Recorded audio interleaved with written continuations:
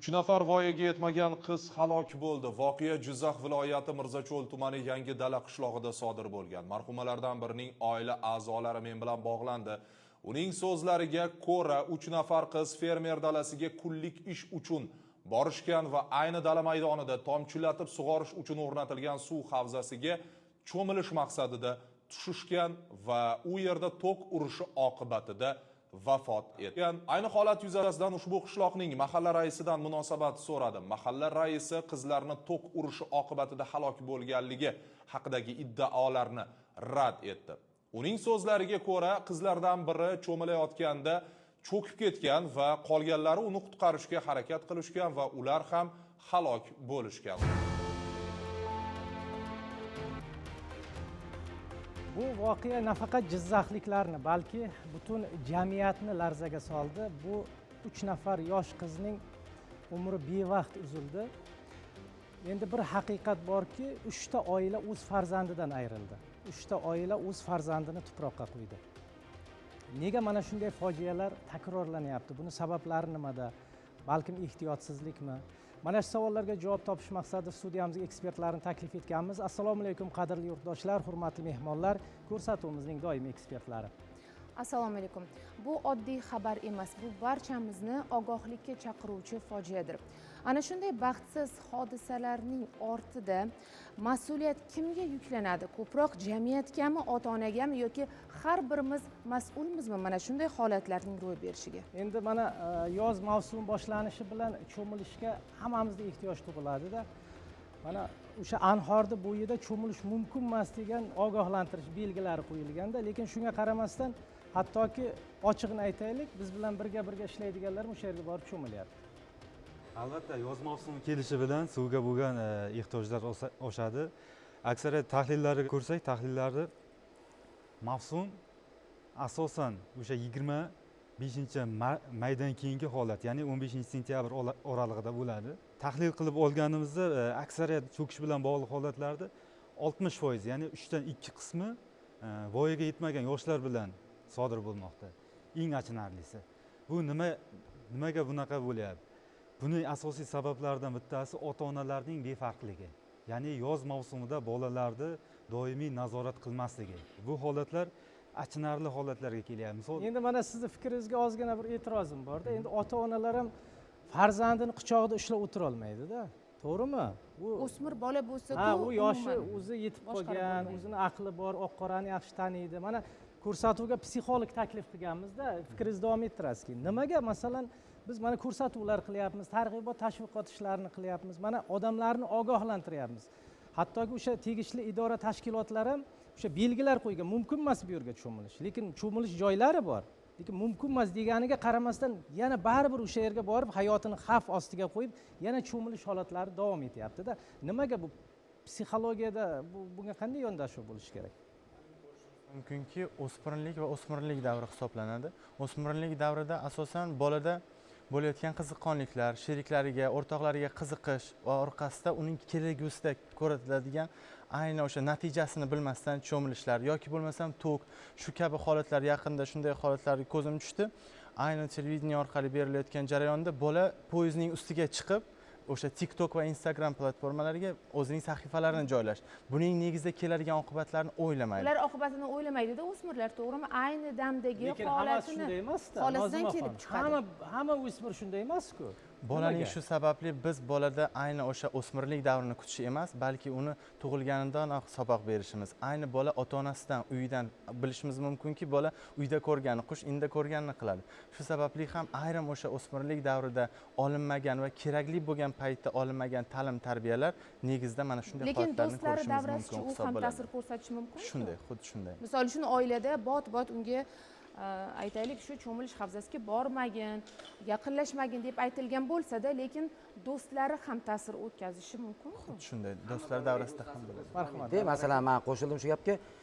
Mahallamizda endi deyarli har bir oilani shu o'zimga yaqin ko'chadagi oilalarning farzandlarini kuzatganman-da, faqatgina o'qishga borib kelib, qo'shimchasiga borib, institutga kirib, shu o'qish bilan ovora bo'lib, uydagi o'sha issiqxonalari ham bor, hattoki mol qoli bor, shularga qarab ota-onasini bergan tarbiyasi bilan bog'liq bo'lgan ortiqcha harakatlarni qilmagan bolalarni ham ko'ryapmiz. vaqt ham bo'lmaydi Vaqt borib vaqt topadi, cho'milishga. vaqt topsa shu o'qishiga. Yo, Balki hamma ota-onasi ommaviy qilmayapti-da shu ishni. ota-onasi olib borishi mumkindir, lekin bo'layotganda hammaga ham ta'sir ko'rsatmaydi. Lekin ota-onasi balki sal bo'shroq qo'ygan, lekin bolalarning o'zi ham sal hali erkinroq o'sgan bolalar aytganingizda do'stlaridan kechishi mumkin. balki o'zimiz tomonidan Ilhom aka targ'ibot tashviqot ishlarining kamligi ham bir sabab Gap faqat bo'layotgandir. targ'ibotda emas. Endi masalan, siz ertadan kechgacha shu kanalga targ'ibot berganingizda ham ko'rmagan odam ko'rmaydi, e'tibor qilmagan yoki masalan shunga quloq solmaydigan, reaksiya qilmaydigan o'zini yo'lida ketadi.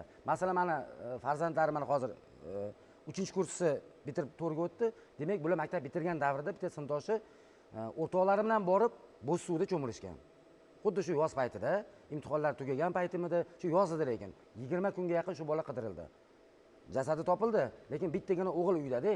Katta rahmat. Doniyor aka, Shu bola ham o'zingiz cho'kib o'smirlik ketgan. paytingizda Mana maktabgacha maktab deyapmiz-da, mana ba'zilar bexabarda mana shunaqa holatlarni nega yorityapmiz? Odamlar ogoh bo'lsin, hushyor bo'lsin degan maqsadda. Maktablarda tadbirlar, shunaqa reja qilinganmi? xuddi shunday maktab va maktabgacha ta'lim vazirligi bilan rejamiz bor. Har hafta chorshanba kuni favqulodda vaziyatlar profilaktikasi kuni tashkil etiladi.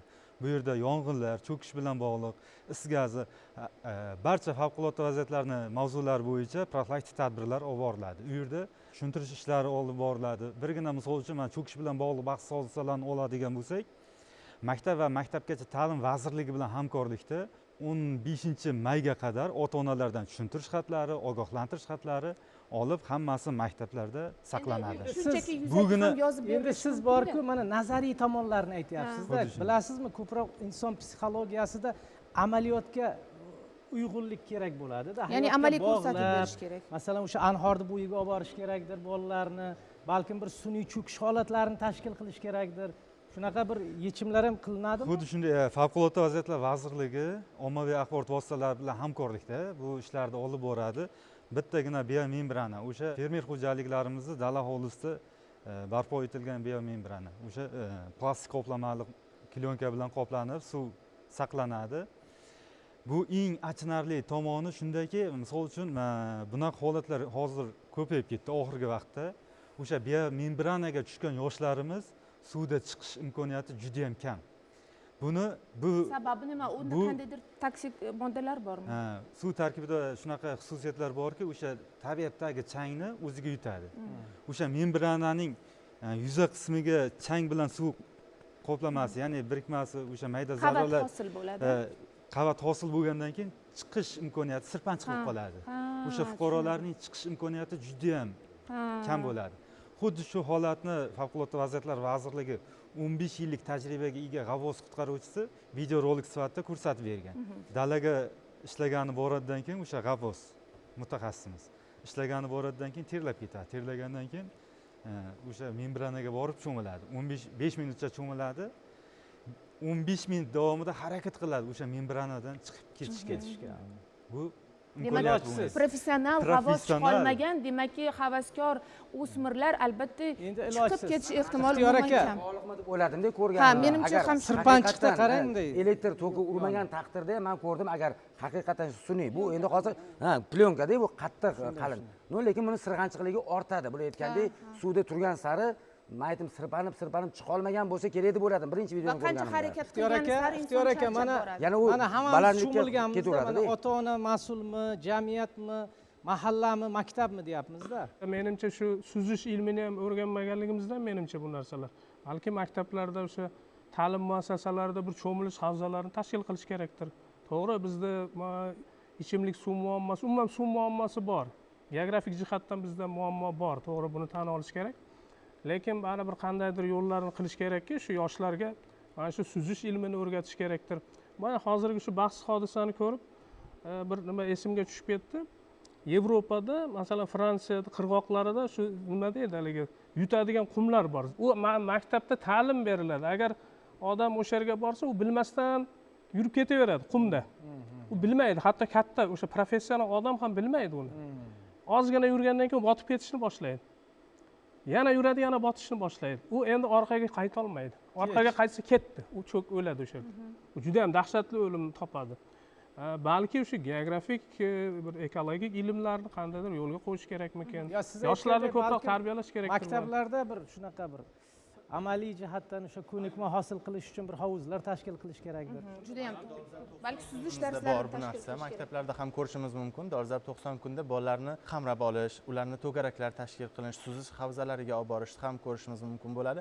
O'ylaymanki, birinchi navbatda ota-onadan tarbiyani boshlashimiz kerak bo'ladi. Shu sababiki ota-onalar yosh go'daklarni bolalari bilan birgalikda suv havzalarida cho'milayotgan holatini ko'rishimiz mumkin. Ana shundangina shakllanish boshlanadi bolada.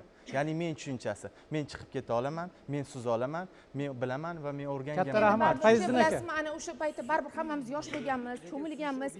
Aynan cho'kayotganda inson talvasiga tushib o'rgatgani qoladi. bilan, suzishni o'rgatgani bilan oqar, tez oqadigan suvlarni juda ham bir tezi, pasti juda ham muzdek bo'ladi. Qanday nerv tomirlari tortishib qoladi. Tortishib qoladi. Professional suzuvchilar ham tomir tortishi oqibatida cho'kib Vahimaga ketganlar tushib qoladi Fayziddin aka, har bir marhamat. inson. Tarbiya tashkilotlarida birinchi navbatda mana bugungi kunda dolzarb masalalardan biri bu, misol uchun ham tibbiy ham ijtimoiy, mana ekologiya vazirligi bilan hamkorlikda, mana favqulodda holatlar vazirligi bilan hamkorlikda bizda bugungi kunda mana birinchi yordam berish, shu bilan birga mana aholini misol uchun keng qatlamli salomatlik kunlari doirasida ham targ'ibot qilib kelinyapti. Lekin bu yoqda misol uchun hozir biz realni qaraydigan bo'lsak agar, bevosita hozir bolalar ota-onani yoki vasiy yoki homiy qo'lidada. Mana misol uchun maktab, texnikum yoki oliy ta'lim emas. Hozir misol uchun bolalar kanikulda. Aynan ota-ona nazoratida. Da. Bunga bevosita nafaqat ota-ona, balki mahalla daxldorlik, jamoatchilikda birinchi o'rinda qo'yish kerak. Demak, mahallada hamma nazorat, shunday ishlar qarovsizligini, o'tkazilishi kerak. nazoratini qo'yish kerak. Marhamat. Muhokamada alohida aytib o'tishimiz kerak. Bu yerda asosiy masala hozir farzand tarbiyasi haqida ketyapti-da. Har bitta oila bor ekanki, farzand ko'rishdi, farzand orzu-havasini ko'rishdi, orzu qiladi-da. Shuning uchun bu masalada birinchi o'rinda ota-ona o'z mas'uliyatini bo'yniga olishi kerak. Misol o'zimdan qiyos qiladigan bo'lsak, biz Namangan viloyatidamiz. Bizni uyimiz oldida shu Norin daryosi va Sir daryosi qo'shma anaqasi bordi.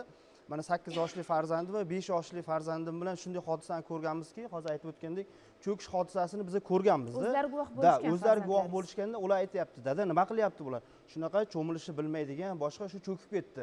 Oqibati nima bo'ldi? Oqibatda mana bitta ota-ona farzanddan ajraldi. Agar sen shunday holat bo'ladigan bo'lsa, degan narsani ular tushungan-da. Demak, amaliy ko'rsatish kerak. Endi hozir mana farzandlarimni men eng kichkinasi mana 3 yosh. Shuni har shanba yakshanba uchala farzandimni olib shu basseynga olib borib cho'milishni o'rgatib boshqa qilamiz. Lekin mana oqov suvlarni mana har kuni mana Anhorda deyapmiz, boshqada shu yerda olib borganimizda farzandlar o'zi aytadi-da, bular ota-onasi bilan cho'milyaptimi yoki o'zi cho'milyaptimi? Agar ota-onasi bilan bo'lmasa, bular oqib ketsa nima bo'ladi? Demak, bor-da, hushyorligi bor. To'g'ri, biza davlat tashkilotlariga qaysidir ma'noda vazifani yuklashimiz mumkin, lekin farzandning kelajagi, tarbiyasi u ota-onaga kerak-da ko'proq. Albatta, u ne'mat xuddi sifatida shunday ota-onaga berilgan. kerak. Marhamat opaxon. Bolani tarbiyasida ota-ona mas'ul deb o'ylayman. Lekin bunaqa favqulodda voqealarni, hodisalarni ro'y berishiga bolalarga olib kelib taqadik biz hozir ota-onaga, bolalarga ayb suzishni bilmaganligida, o'sha holatni yaxshi tushunmaganligida deb. Lekin mahalliy tashkilotlarimiz bor, o'shani xavfsizligini biladi, shunchalik darajada. O'shani chegaralab qo'ysa bo'lmaydimi? Yoki biror bir bu joyda mas'ul cho'milish xodimni mumkin biriktirib emas. qo'yish Chegara mumkin. setkalar bilan aylantirib qo'ysa bo'ladi-yu. Yoki Yoki qanaqadir chegaralab. mumkin bo'lmagan joylarga biror bir Yo, endi shunchalik darajada chegaralansa, menimcha ustidan Bu sakrab ham o'tmasa kerak. kishini shaxsiy fikri. Javobingizga bittaman. Marhamat. Respublika bo'yicha 40 tadan ortiq daryolar bor. Umumiy kanallarda uzunligi 26 mingdan ziyodda. Bularni ayrimlari, ya'ni 7-8% o'sha jamoat joylari, ko'ngilochar maskanlarda, aholi gavjum joylarda panjara o'rnatilgan. Lekin aksariyat mana cho'kish holatlarini ko'radigan bo'lsak, membranalarning atrofi o'ralgan, qutqaruv arqonlari tashalgan. Birlamchi o'sha qutqaruv asbob anjomlar tashalishiga qaramasdan cho'kish holatlari kuzatilyapti. Bu holatlar kecha ijtimoiy tarmoqda ham eshitdim. Bir ukasi otaga telefon qilyapti, ya'ni o'g'il otaga telefon qilib, akamning ahvoli og'ir deyapti. Ota nima bo'ldi desa, akam oqib ketdi va otaning o'sha paytdagi holati. Endi bu telefon qo'ng'irog'i yozib olingan. 23 yoshli bola do'stlar bilan sakragan, hamma do'stlari chiqqan, u bola qaytib chiqmagan. 9 soat ichida 120 nafar kishi u bolani qidirib, o'sha jasadini topgan. Kecha shunday holat yuz bergan. Bitta holat borda, mana qutqaraman deb o'zi cho'milishni biladimi, bilmaydimi, u ham suvga tushadi. Undan keyingisi ham suvga tushadi. Mana shunday holatlarni oldini olish uchun qanday bir choralar ko'rishimiz kerak? Nimadan boshlash kerak ishni o'zi? eng achinarli holatlardan bittasi o'sha yoshlarimiz suzishni bilmasdan ya'ni o'sha cho'kayotgan insonni qutqaraman deb harakat qilishida.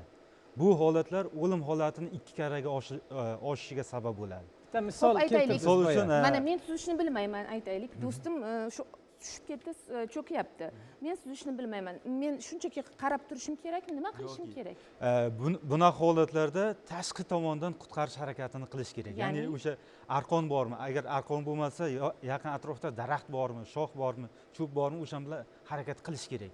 Yoki yosh katta insonlarni chaqirib qutqarishga harakat qilish kerak. Bilasizmi, cho'kayotgan insonlarni aksariyat hollarda kuzatadigan bo'lsak, vahima bo'ladi. O'sha tashqi tarafdan kuzatadigan inson, misol tashqi tarafdan kuzatsangiz, o'sha cho'kayotgan insonni siz bilmaysiz, mutaxassis biladi. Shuning uchun maxsus o'sha fuqarolarimizga ko'p bora ta'kidlaymiz, o'sha maxsus belgilangan hududlarga borib cho'milishligi, ya'ni ruxsat etilgan joyda. U yerda tibbiyot xodimi bo'ladi, qutqaruvchilar bo'ladi. O'lim holatlarini kuzatadigan bo'lsak, aksariyat o'sha taqiqlangan hududlarda bo'ladi. Bunaqa holatlarda mutaxassis bo'lmaydi. Demak, o'sha fuqaroning cho'kayotganini ko'rsak, biz tashqi tomondan bila olmaymiz. Endi mana qutqaruvchilar maxsus o'sha tayyorgarlikdan o'tgan qutqaruvchilar suvga tushib olib chiqish maqsadga muvofiq mana cho'milish uchun sharoit qilingan deyapmiz, to'g'rimi? Yo'q bo'lganda ham mayli, lekin baribir o'sha belgilar qo'yilganiga qaramasdan cho'milayotgan holatlarni mana shaharda qoq markazida ham ko'rib turibmiz. Ularga qanday bir yechim, jarima, qanday choralar jarimalar ko'riladimi? bormi rostdan ham Biz favqulodda vaziyatlar vazirligi o'sha suvda cho'kish holatlarini tahlil qilganimizda Markaziy Osiyo davlatlarida cho'kishga qo'yiladigan talablar ichida jarimalar qo'llanilmagan.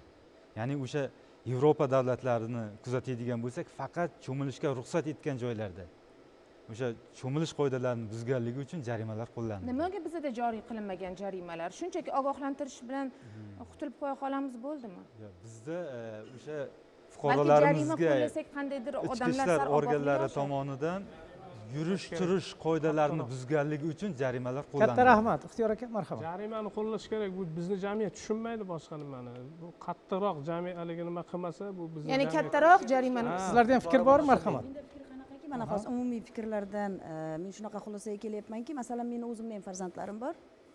Qanaqadir cho'kish holati bo'ladimi yoki bir qanaqadir avariya holati bo'ladimi, qanaqadir baxtsiz hodisaga voyaga yetmaganlar tushib qolsa, qaysidir holatda biz uyda Muhokama qilamiz, qilasizlar. muhokama qilamiz. Men qizimga ham yuboraman, o'g'limga ham. Ular aytishadi, siz nimaga faqat negativ fikr bildirasiz? Negativ emas, bu ibrat bo'lishi kerak. Sen Xulosa shu chiqargan. xatoni qilmasliging uchun bu narsani ko'rishing kerak. Sen cho'kkanda ko'rishing kerak, cho'milishda ehtiyotkorlik bo'lishi uchun. Sen yo'lda kesib o'tishingda to'g'ri yurishing kerak, avariya holatiga uchramaslik uchun. Men o'ylaymanki, bu ota-onalar tarafidan bugungi kundagi profilaktik holatlarda munosabat bildirmayotganligi.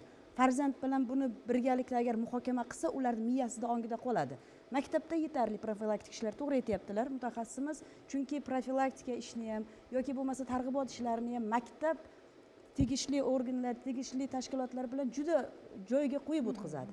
Lekin maktab baribir hamma gap oilada. Oilada bu narsani boya siz aytganingizdek, bu ekspertimiz aytganlaridek, oilada bu narsani Endi ko'rsatib mana berish boshqa. ota-onalar farzandiga vaqt ajrata olmayotgan bir paytda mana oqibatlarini ko'ryapmiz-da. Farzand bilan do'st bo'lish kerak, hamsuhbat bo'lish kerak-da. Bugungi statistika bo'yicha kuniga 2-3 minutdan ham to'g'ri kelmas ekanda farzand bilan muomala shu darajada kamayib ketdi. Shu darajada bizning oramiz, muloqotimiz uzilish bo'lib qoldi. O'rol aka, marhamat. Barcha mutaxassislarning fikridan shuni biz ma'lum qilishimiz kerakki, demak buni barchasi tarbiyaga borib taqalyapti. Tarbiyani qaysi shakliga? Aynan ekologik tarbiyaga. Demak, ekologik tarbiya nima ekanligini o'zi tushunib olishimiz kerak. Demak, ekologik tarbiya bu insonlarda muhabbat, ya'ni tabiatga muhabbat va atrof muhit bilan ehtiyotkorona munosabat qilish va o'sha tabiiy boyliklardan ehtiyotkorona foydalanish, oqilona foydalanish. Shuningdek, insonlarda aynan ekologik ongni, ekologik madaniyatni shakllantirish bilan bog'liq uzluksiz bir ta'lim tarbiya jarayoni. Uzluksiz deyapmiz, nega? Mana hozir ekspertlarimiz aytdi, ota-onadan, ta'limdan yoki organlardan, o'sha tashkilotlardan deyishdi. Demak, uzluksiz degan tushunchani biz o'zimizni Katta rahmat. hayolatimizda O'rol aka, sindirishimiz siz yaxshi fikrda aytdingiz-da, muhabbat, tabiatga, bejizga ona tabiat demaymiz-da. Onaga mehr, onaga muhabbat, tabiatga muhabbat bilan bevosita bog'liq. Endi biz asosiy mavzuga o'tsak, bizning bugungi mavzuyimiz o'sha maktabgacha, maktab va kasb hunar ta'limi tizimida ekologik tarbiya. Hozir bitta lavhamiz bor, shuni ko'raylik, keyin muloqotimizni davom ettiramiz. Marhamat. Tabiat va biz. Tabiat insonlarning barcha moddiy, ma'naviy, ruhiy ehtiyojlarini qondiruvchi asosiy manba hisoblanadi. Havo, suv, yer, toshlar, o'simliklar, hayvonlar, odamlar, bularning hammasi tabiatdir. Inson hamisha tabiat bilan uyg'unlikda yashaydi. Tabiatni sevish, ardoqlash, uni asrab-avaylash barchamizning burchimizdir. Biroq biz ba'zan bilib-bilmay tabiatga zarar yetkazamiz. Daraxtlarning shoxlarini sindirib, ularga zarar yetkazamiz. Chiqindilarni duch kelgan joyga tashlaymiz. Jo'mraklardan ortiqcha suv oqishiga yo'l qo'yamiz. Chiroyli gulzorlarni oyog'imiz bilan bosamiz. Gullarni yulamiz. Ariqlardan oqayotgan suvlarga turli narsalar tashlab, suvni iflos qilamiz. Bu bilan biz tabiatga zarar yetkazamiz. So'nggi vaqtlarda havo, suv, tuproq borgan sari ifloslashib boryapti. Ular esa o'simliklar, hayvonlar, odamlar hayoti uchun zarurdir. Buning oqibatida ayrim hayvon va o'simliklar noyob bo'lib bormoqda. Ular bora-bora Qizil kitobga kiritilmoqda. Bizning yurtimizda ham ana shunday jonivor va o'simliklar kam emas. Ularni asrashimiz kerakdir. Bugun yer yuzida ekologik muammolar paydo bo'lmoqdaki, ular nafaqat ayrim davlatlarda, balki butun insoniyatning kelgusi hayotini xavf ostiga qo'ymoqda. Bu kabi muammolar qatoriga atmosfera ozon qatlamining yemirilishi, chuchuk suv zaxiralarining kamayishi, abadiy muzliklarning eriyotgani, dunyo qizil kitobiga kiritilgan noyob o'simlik va hayvonlarning keskin kamayib borayotgani va shu kabi boshqa holatlarni kiritish mumkin. Puxta o'ylamay amalga oshirilgan ishlar albatta tabiat muvozanatini buzib yuboradi. Inson ekologik madaniyatli bo'lishi kerak.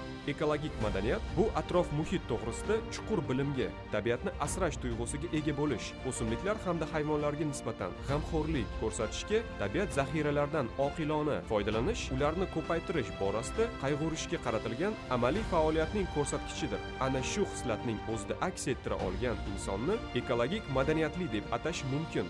Suv havzalarini ifloslantirmaslik, axlatni duch kelgan joyga to'kmaslik, atrofni ozoda saqlash, ko'chat va gullarni sindirmaslik hamda ularni ekish, hayvonlarga g'amxo'rlik qilish, qushlarni parvarishlash, xonadon va xiyobonlarni gulzorlarga aylantirish kabi harakatlarni amalga oshirish ekologik madaniyatlikning eng oddiy ko'rinishlari sanaladi.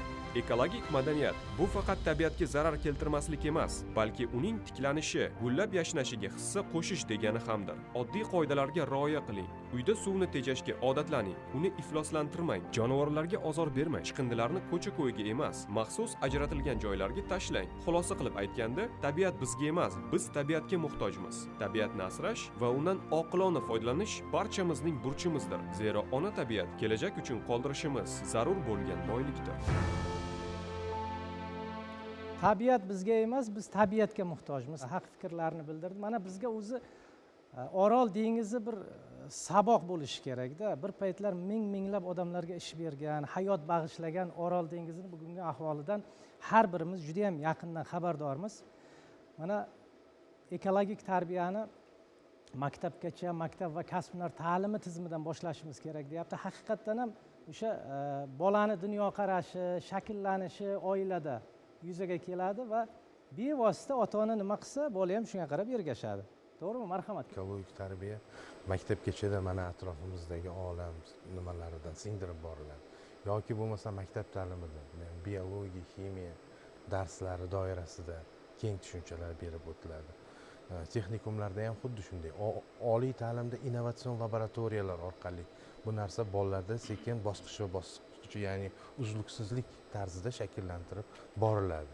Endi ekologik madaniyat bolalar kattalardan ko'proq shaxsiy namuna oladida. Men misol uchun hozir oddiy zallarda ham o'tirganimizda ham mana baklashkalar tashab ketish holatlari yoki bo'lmasam yana shunga o'xshash zararli odatlarni qilishlari bu bola misol uchun kattalardan ko'rib demak o'rgatilmagan oilasi shunaqa holatlar. Demak biz kattalar bunga sababchi Yana bitta bo'lamizmi masala yoki borda. ta'lim muassasalarimi? Lozimaxon, mana bog'chada, maktabda o'rgatilyapti-da, uyga borganda sal uzilish bo'lgandek bo'lib qolyapti. Menimcha bunaqa ta'lim muassasalari ham emas, borda. oila mas'ul bo'lishi kerak. Kim shu fikrga qo'shiladi?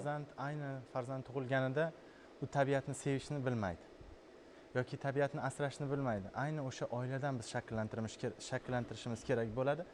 sababiki har bitta o'sha o'sib kelayotgan yosh avlodni ko'rishimiz mumkin. Ularda biz o'sha daraxtlarni sevishni, tabiatni sevishni ham o'rgatishimiz kerak bo'ladi.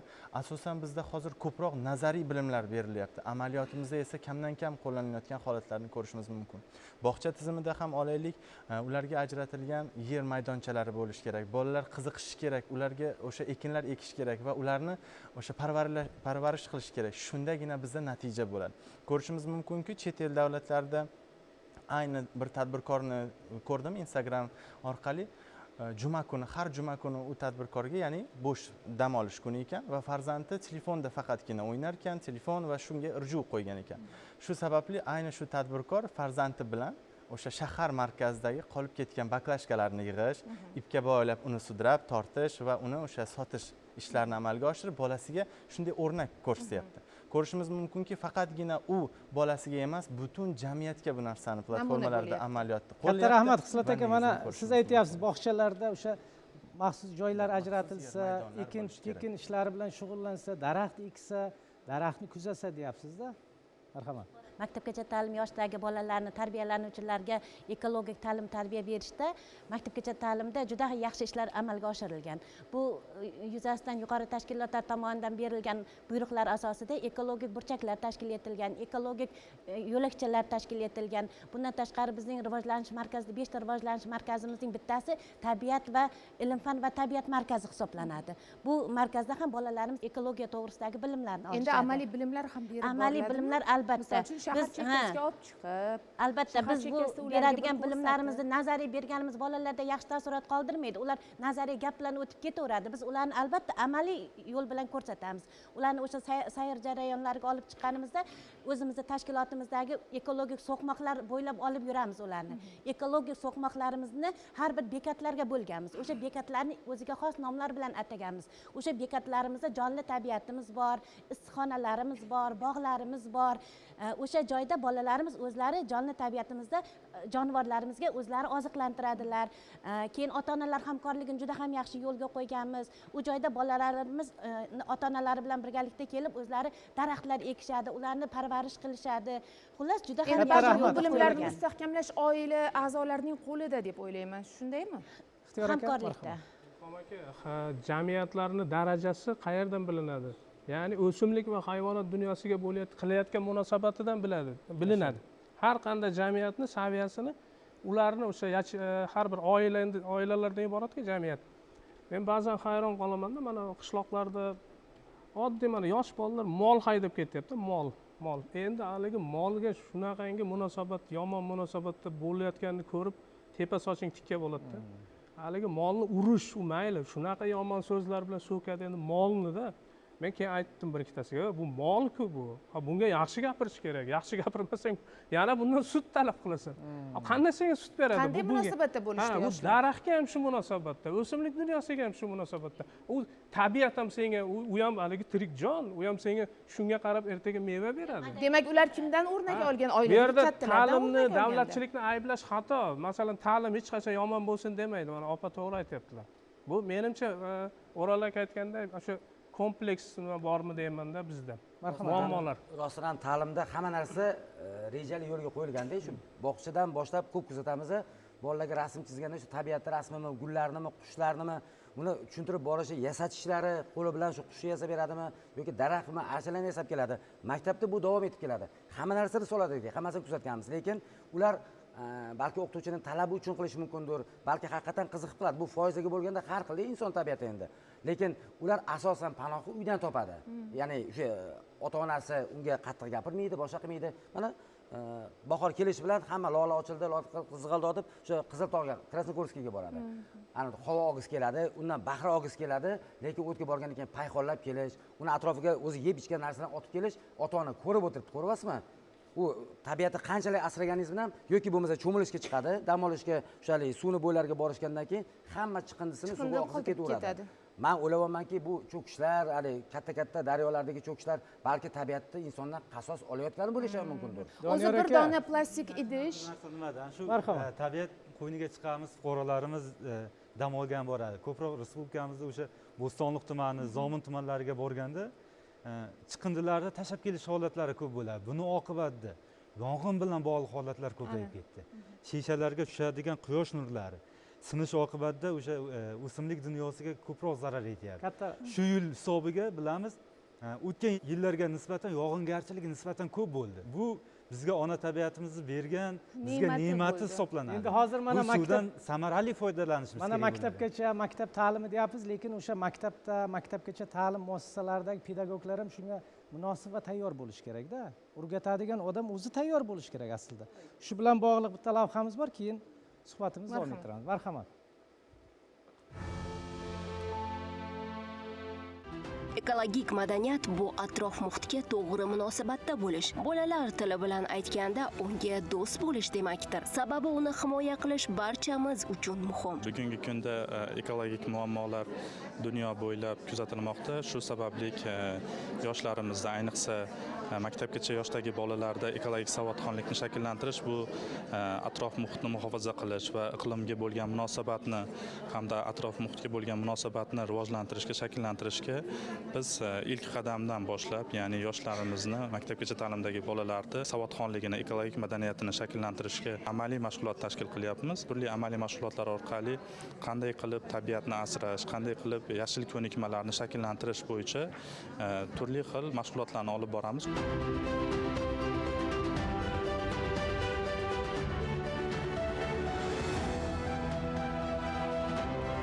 Ekologik madaniyat nafaqat kattalar, balki kelajagimiz egalari bo'lgan bog'cha yoshidagi bolajonlar hayotiga ham chuqur kirib borishi kerak. Sababi kichik yoshdan shakllangan bu odat ularni yer sayyorasiga nisbatan ehtiyotkor munosabatda bo'lishini kafolatlaydi. Ilhom aka, mana bolaligimizda hammamiz tabiatni sevganmiz va kuzatsak, hamma bolakaylar tabiatga mehri bo'lakcha bo'ladi, lekin katta bo'lgandan so'ng bu his nimagadir susaya boshladi. Mana psixologimizga savol, nima uchun inson katta bo'lgan sari tabiatga bo'lgan mehri so'na boshlaydi? Yo, mana Ixtiyor aka yaxshi masalani ko'tardi-da, mana qishloqlarda mollarga munosabat masalasida. Katta bo'lganda sal daraxtlar kesilayotganligini ko'radi u. Mollar so'yilayotganligini ko'radi. Albatta u. Keyin uni Demak, jamiyat sababchi demoqchisiz-da bu hisning shaklanishiga. Albatta jamiyat o'zi sababchi. Endi to'g'ri, faqat jamiyatga aybni qo'yish noto'g'ridir. Aytyapman-ku, mana O'ral aka aytdi, bu kompleksni bu umuman olganda. Yo, o'zi aslida siz Nozibaxo, o'zi yosh bolada mehr boshqacha bo'ladi. Bu beg'ubor bo'ladi. U ko'proq yaxshi ko'radi, tabiatni, ko'pchilikni. Ayni to'g'ri savol berdingiz. Ko'rishimiz mumkin, bolaga ayni yoshlikdan biz rag'batlantirishni o'rgatishimiz kerak bo'ladi. Bola rag'batlantirilgandan keyin bolada unda shakllanish paydo bo'ladi. Tabiatni sevish, hayvonlarni sevish, ularga to'g'ri qarash, parvarish qilish bo'ladi. Yurtboshimiz tomonidan yashil maydon, yashil makonlar yaratilmoqda. Hozirgi kunda men shuni ta'kidlardimki, ayni respublikamiz hududlarida ota-onalar bilan birgalikda mana bu yeyilgan mevalarning urug'larini, danaklarini, hosil bo'ladigan urug'larni, ko'chatlarni parvarish qilish uchun rag'batlantiradigan joylar tashkil qilishimiz kerak deb o'ylayman. Ayni o'sha rag'batlantiriladigan joylarda farzandlar ota-onasi, ya'ni dam olish kunlarida kelib, u joyda parvarish qilishi, ko'chatlar ekishi va rag'batlantirish bolalarni o'sha aytaylik maqtov yorliqlar bilan, faxriy yorliqlar bilan yoshlar o'rtasida shunga biz bolalarni agarda yetaklasak, natija albatta. Balki ekologik madaniyat yo'qlarga jarima solish kerakdir, aksincha. Ayni o'sha jarima bilan faqatgina biz cheklanib qolmasligimiz kerak. Sababiki insonning xususiyatida xuddi shunday narsalar ham bor. Ayrim insonlarda jarimaning orqasida men battar qilaman bu narsani va battarga men qasoskorman degan ma'noni bildirishi mumkin. Biz ularga jarima bilan emas, balki ularni ijobiy tomoni bilan hal qilishimiz kerak bo'ladi. Ularni qiziqtirishimiz, buning natijasi amaliyotni ko'rsatib berishimiz kerak bo'ladi. Shundagina natijasini ko'rishimiz mumkin. Haqiqatan farzandini ozgina bo'lsa ham bir yerga mehri yoki hovlida bir ishlashni o'rgatish kerak-da. Mayli ko'p qavatli uylarni tushunish mumkin. Lekin hovlida yashab turib ham ketmon bilan teshani farqiga bormaydigan bolalarni ko'raman-da. Shu ko'p qavatli uyda turgan odam qayerdan biladi? Mayli ko'p qavatli uy emas. Masalan, biz atrofimizda uchastkalar-ku.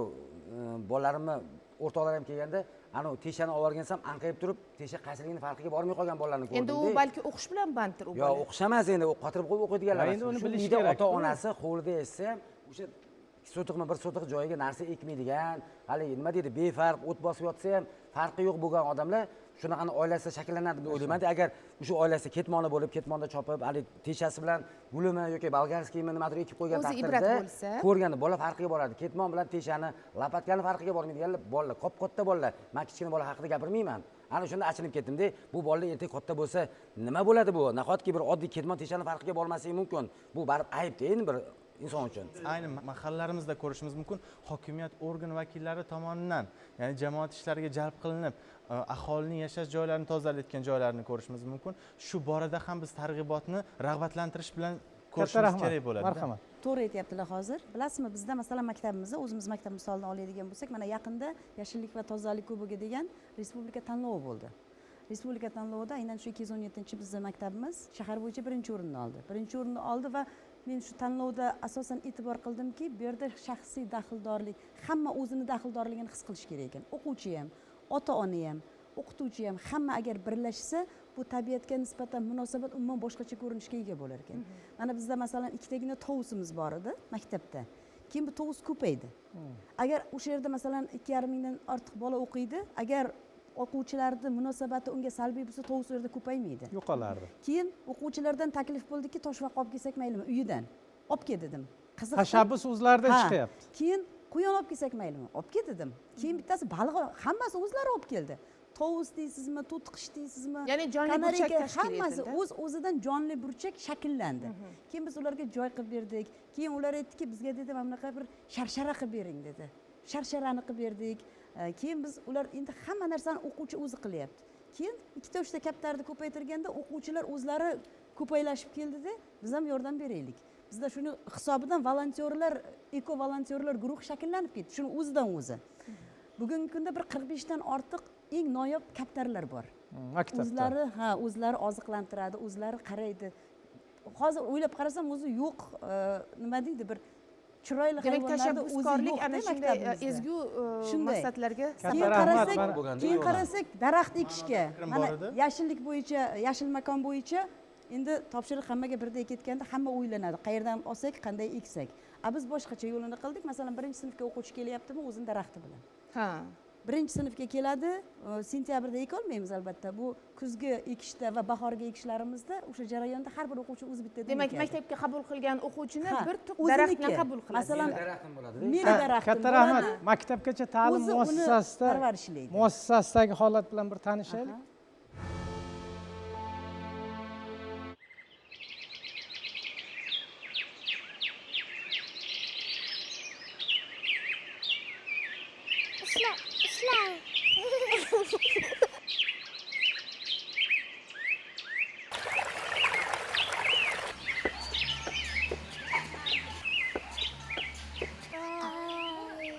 Sen menga ozor berding. Voy, kim gapirdi? Bolajonim, bu gul gapirdi.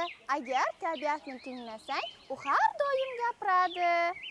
Bolajonlar, gulimizni asraylik, unga suv beraylik, parvarishlaylik. Ketdik bolajonlar.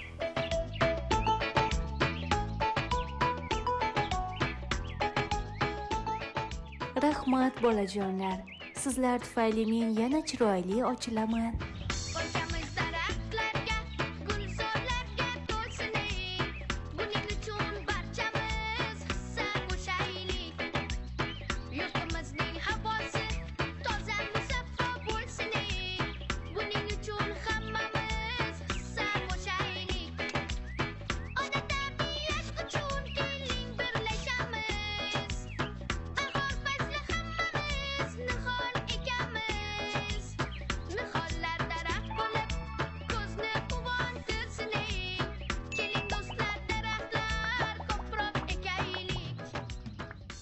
Daraxt ekish mumkin, shoxlarini sindirish mumkin emas.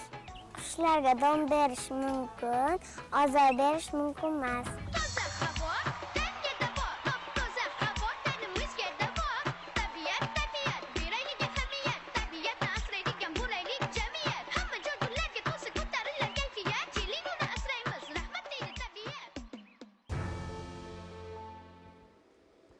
Daraxt ekish kabi aksiyalar bor Ilhom aka.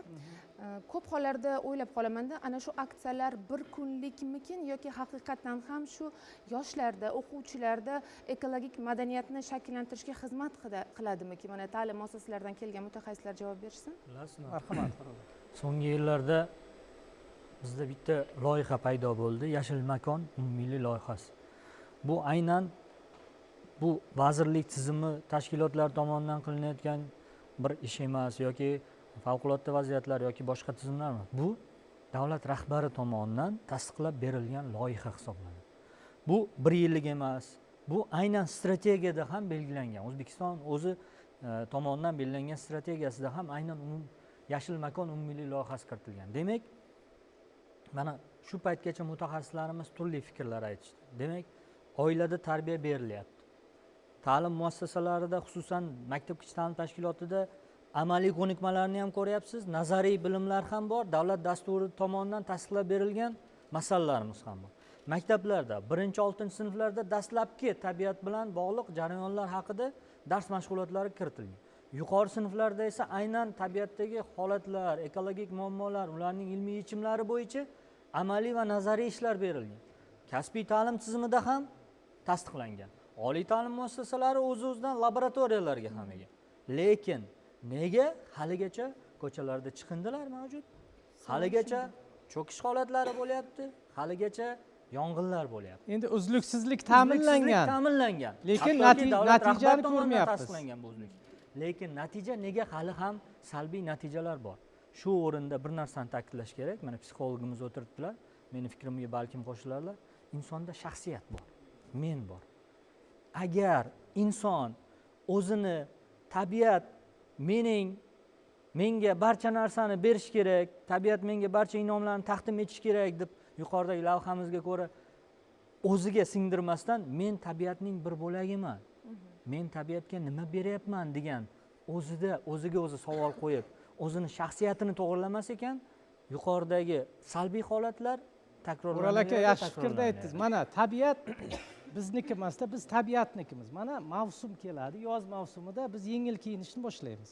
Qishda tabiat bizni boshqaryapti. Nahotki shuni bir mantig'ini tushuna olmasak-da.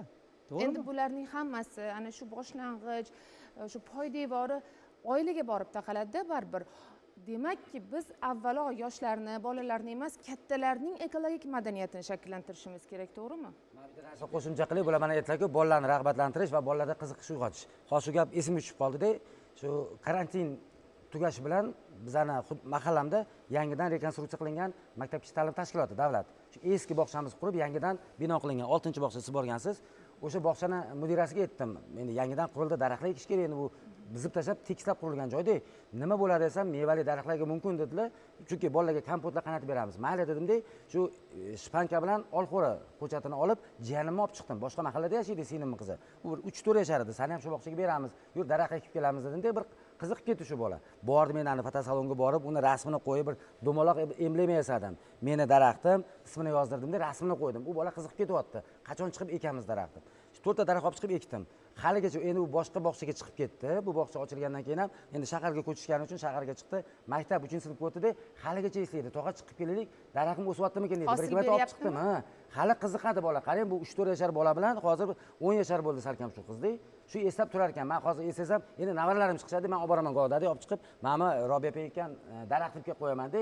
Bolalarda qiziqish bo'ladi. Buni hali yo'qotib yubormaslik kerak-da, shakllantirib olish kerak. Katta rahmat. Mana biz bolachalarga daraxt ektiryapmiz, ota-onasi bilan chiqib ekyapti. Keyin 1-sinfda mana bu yashil makonda yana ishtirok etmoqchi bo'lganlar ular taklif qildiki, landshaft dizayn bolalarda ham qaysidir ma'noda bir nimani estetik madaniyatni shakllantirish uchun nima landshaft dizaynlar qildik gullardan. Bolalar rosa qiziqishdi. Boya aytganingizdek, meniki deydi-da, ular qanaqadir bir boshqacha sog'lom raqobat o'ziga kelyapti. Keyin bolalar nima deb savol berdi bilasizmi? Ayniqsa men bu 1-sinfga daraxt ekkan o'quvchilarimiz ota-onalar bilan juda ham bir ishtiyoq bilan ekishyapti. Aytishadiki, katta daraxtlar. Bularni kim ekkan ekan deydi. Mana savol. Bir-biri bilan bog'liq, uzviylik bor. Xohlaydi kelajakda uni ham daraxti xuddi shunday katta daraxtga aylanishi kerak. Mana Chilonzor tumanida bizning maktabimiz joylashgan, o'zi daraxtlar eng ko'p joylardan biri Chilonzor. Lekin ko'p yillik daraxtlarimiz ko'pchiligi mana hozirgi kunda sinib tushyapti. Endi keksaygan. Mana endi biz hozir uni ko'paytirishni chorasini ko'rmasak, maktablarimizda bir qanaqadir shinamlik yo'qoladi, yashillik yo'qoladi. Daraxtlar ham juda kasallangan holatlarni ko'p kuzatamizda. Katta daraxtlarda ham. Marhamat. Ekologik madaniyatni oshirish uchun maktabgacha ta'lim tashkilotlarida amaliy ishlarni juda ham ko'p qilamiz. Chunki bolalarimiz boya aytib o'tganimizdek ko'rgan ishlarni hayotda ko'p amalga oshiriladi. Biz ekologik tadbirlarni ko'proq amalga oshiramiz. O'zimiz ssenariylar yozamiz, she'rlar yozamizda o'sha teatrlashtirish xususiylashtirilgan holda uni o'rtoqlariga namoyish etishadi o'zlari qahramonlar bo'lib yana o'zlari namoyish etishadi. Bunda biz o'sha suvni isrof qilmaslik, qushlarni otmaslik, otib o'ldirish holatlari ham bo'ladi. Undan tashqari xaslarni yoqmaslik to'g'risidagi o'sha ssenariyga hamma narsa kiritiladi. Tabiatni muhofaza Katta qilish, rahmat. tabiatni Endi mana asrab avaylash darslik to'g'risidagi. masalasi ham borda. Bizda qanday bu holat? Darslik. Chunki o'sha o'rgatadigan pedagog bu xorijiy tajriba bo'lishi kerak, uyg'un bo'lishi kerak.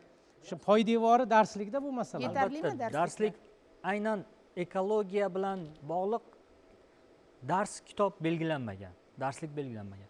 Nega? Xorijiy tajribalarni o'rganganimizda ham barcha darslarni tarkibiga aynan ekologik yoki tabiat bilan bog'liq mavzular kiritilgan. Demak, barcha fanlar bilan Ximiya, fizikaga bog'lash mumkin. Ona tiliga ham bog'lash mumkin. Ekologiya bo'yicha bitta matn bering.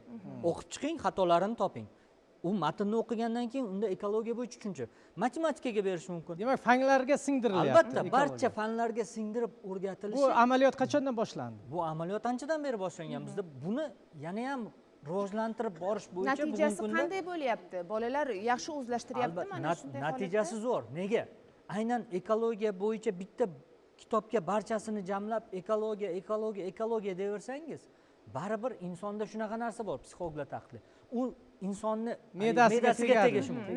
Lekin turli xil yo'nalishlar bilan, turli kriterik masalalar bilan bersangiz, bolaga tezroq singadi va bola tezroq undan xulosa chiqaradi. Dunyo qarashini ham kengaytiradi. Tafakkurini ochib boradi. Hozirgi kunda aytaylik bog'chadan deyapmiz, maktab paytida, texnikum, institutlarda deyapmiz. Ko'p holatlarda bolalar bilan suhbat olib borganimda aytadiki, o'rtoq psixolog yoki domla, ayni siz bizga saboq beryapsiz. Yuqori tashkilotlarda, aytaylik fermer xo'jaliklarida bug'doydan keyin yoqilayotgan joylar, maydonlarni qarang, ular tabiatga qanchalik zarar yetkazyapti. Hozir biz kichkina narsani yoqayotganimizga shuncha bizga tushuntirish ishi olib boryapsiz. Faqatgina bizda emas, balkim yuqorida o'sha kattalarga ham bu narsalarni tushuntirishimiz kerak emasmi degan narsalarni taklif beryapti ular. Taklif beradi. Shu holatda ko'rishimiz mumkinki, faqatgina bolaning boshidan emas, ayniqsa o'sha kattalardan ham boshlashimiz kerak bo'ladi bu narsani. Ularga jarima bilan emas, uning negizida necha mingta bizdan keyin va avlodlar zaharlanishini olib kelayotgan holatlar, tabiatimiz ifloslanayotganini tushuntirishimiz kerak bo'ladi. Katta rahmat, Islomjon aka. Juda to'g'ri aytib o'tdi. Haqiqatan hozir bugungi kunda shu mana Maktabgacha ta'lim vazirligi, Oliy ta'lim vazirligi, Ekologiya milliy qo'mitasi bilan birgalikda mana o'quv dasturlariga ham bir qancha o'zgartirish, qo'shimchalar kiritish belgilangan. Ya'ni mana hozir ekspertimiz juda to'g'ri aytib o'tdi.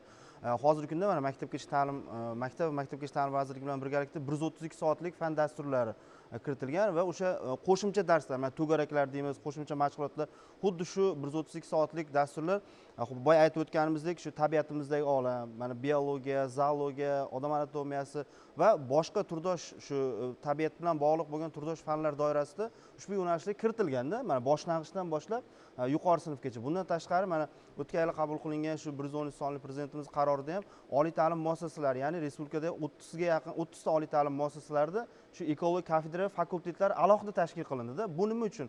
Bu o'sha bazaviy ekologiya yo'nalishlarini rivojlantirish, fan dasturlarini ishlab chiqish. Hozir aytib o'tganimizdek, oliy ta'limda qachonki biz ta'limni bersak, uni bitirib chiqqan bitiruvchi mutaxassis ertaga shu maktabgacha ta'lim tashkilotiga borib ishlaydi, bog'chaga boradi, maktabga ishlaydi, pedagog sifatida ishlaydi. Uni biz shu oliy ta'lim muassasasida shu fan dasturlari doirasida ekologiya, atrof muhofaza qilish va tabiiy fanlar dasturini o'qitsak, misol uchun boshlang'ich ta'lim yo'nalishi bo'ladimi yoki biologiya bo'ladimi yoki fizika bo'ladimi, u ertaga maktabga borgandan keyin xuddi o'zini fan doirasida shu ekologiya yo'nalishdagi fanlarni, bilimlarni o'rgatadi. Katta rahmat. Mana rejissyorimiz ogohlantiryapti, lavhamiz bor ekan, shuni ko'raylik. Marhamat.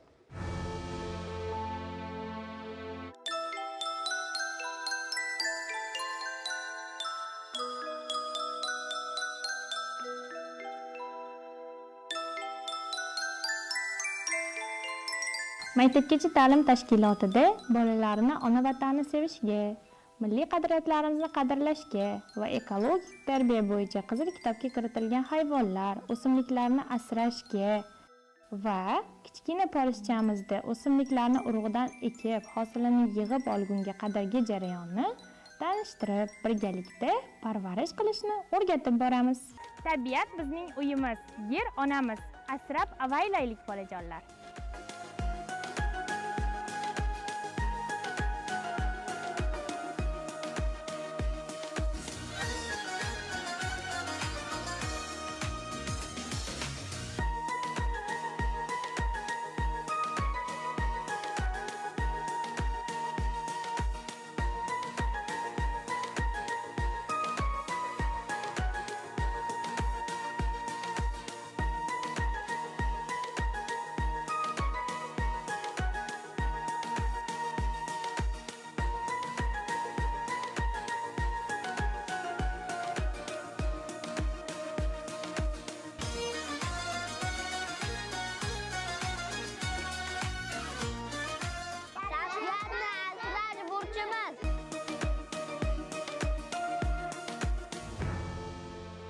mana bog'chalarda mana shunday tabiatga bo'lgan munosabat, bu yerda o'sha yerga bo'lgan munosabat o'zgarayotganligidan biz xursandmiz.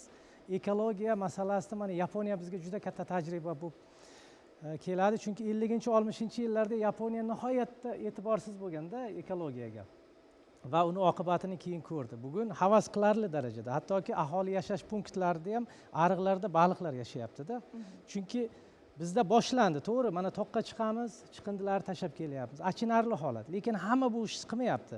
Ma'lum bir qatlamdagilar qilyapti, lekin bugun bog'chada, maktabda, maktabgacha ta'lim muassasalarida mana bu jarayon, mana bu ko'nikmalar qilinyaptiki, ertaga bu albatta o'zini natijasini beradi. Aynan biz bolalarga qisqa kurslarni tashkil qilishimiz kerak bo'ladi. Taklif. Ya'ni taklif, sertifikatlar berishimiz kerak bo'ladi. O'sha qisqa kurs davomida ham psixolog mutaxassislar u shaxs bilan ishlasa, demak negizda natijasini Endi xulosaviy fikrlarga marhamat, Ixtiyor aka.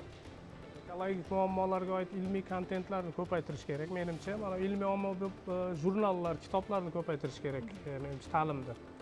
Boshqa yo'llar ham ko'p. Shuningdek, xulosa o'rnida bugungi kunda kontentni zo'r olib borayotgan yoki ijtimoiy tarmoqlarda o'zini auditoriyasiga, katta auditoriyasiga ega jurnalistlar, blogerlardan so'ragan bo'lardim. Keling, tabiat uchun bir yilda bir marta chiroyli kontent olib bering va o'sha kontentingiz 3 daqiqalik, 2 daqiqalik bo'lsin, lekin bilamiz o'sha Bobur Mansurov kabi blogerlarning kontentlari juda ham yuqori auditoriyada tomosha qilinmoqda. Balkim ular qandaydir qisqa kontent yaratib bersa, biz bilamiz ular kreativ fikrlaydi, boshqa. Lekin yoshlarimiz shu narsalarni ko'rib, bugungi kunda 1,5 soatlik kinodan ko'ra o'shalardan ko'proq ibrat oladi. Katta rahmat. Aynan bu narsalarni oldini olish bo'yicha faqat men o'ylaymanki, bugungi kunda intensiv targ'ibot, ya'ni yashil texnikum, yashil maktablarni ko'paytirib, shu orqali yoshlarni ekologik ongi, ekologik madaniyatni shakllantirish. Kimlardir targ'ibotda shu rolik orqali boshqada ko'rib, balki shu bilan o'zgarish bo'lardi bo'laydi-ku, lekin men bitta insonni bilaman, shu mahallamda bir yosh yigit, bir ukamiz bor, Doniyor ismi, uni ham adashim. Shu yigit bo'sh joylarni topadi-da, u toshli joy bo'ladimi, boshqami, bir qimmat daraxtlarni ekadi, duplarni ekadi, men nomini bilmaydigan ko'chatlarni ekadi. Yozni o'rtasida ham chillasida ekkan payti bo'ldi, qurib qolsa kerak dedim. U o'zini puliga olib kelib ekadi, lekin tomchilatib sug'orishga suv tortib keladi-da, har hafta kechqurunlar kelib sug'orib ketadi. Ishonasizmi? Kishi bilmas, shu joyda bir yaxshigina bir bog'lar yaratilyapti. Buni hech kim so'ramaydi. Men bu narsani bir boy, o'ziga to'q odamlarda ham ko'rmadim, bir ziyolida ko'rmadim. Bu oddiy svarshik bo'la. Lekin u ish qiladi shu narsaga. Aka, bizdan shu narsalar qoladi deydi. Biz etmasak ham o'zi bir joylarda bir daraxtni yaratib, o'zi olib kelib ekadi. Qimmat daraxtlarni ekib, o'stirib shu bog' yaratib ketyapti. Men shu bolaga bugun o'zim mana shu ko'rsatuv orqali ham bir rahmat demoqchi edim. Katta rahmat. Aynan shu ta'lim muassasalarini oladigan bo'lsak, maktablarda o'quvchilarga qanaqadir axlatlarni terib yurishi yoki biron bir harakatini ba'zi birlar majburiy mehnat deb talqin qiladi. O'sha talqindan qochishni xohlayman, chunki o'zini qanaqadir bir hissasi borligini his qilish kerak. Katta rahmat. Endi bizga ajratilgan vaqt o'z nihoyasiga yetyapti. Ko'rsatuv ijodkorlari nomidan ishtirok etganlaringiz uchun minnatdorlik bildiramiz. Avvalo mana ekspertlarning fikrlaridan kelib chiqib bir xulosaga keldikki, baribir hammamiz o'zimizni yondashuvimizni, qarashimizni o'zgartirishimiz kerak. Hammasini oiladan boshlashimiz kerak. O'g'il qizlarimiz bizga qarab qadam tashlaydi. Ekologik tarbiya bir kunlik aksiyalar bilan emas, balki kundalik odatlar bilan shakllanishi kerak va albatta kelajakka bo'lgan munosabatimiz aynan tabiatga bo'lgan munosabatimizga bog'liqdir.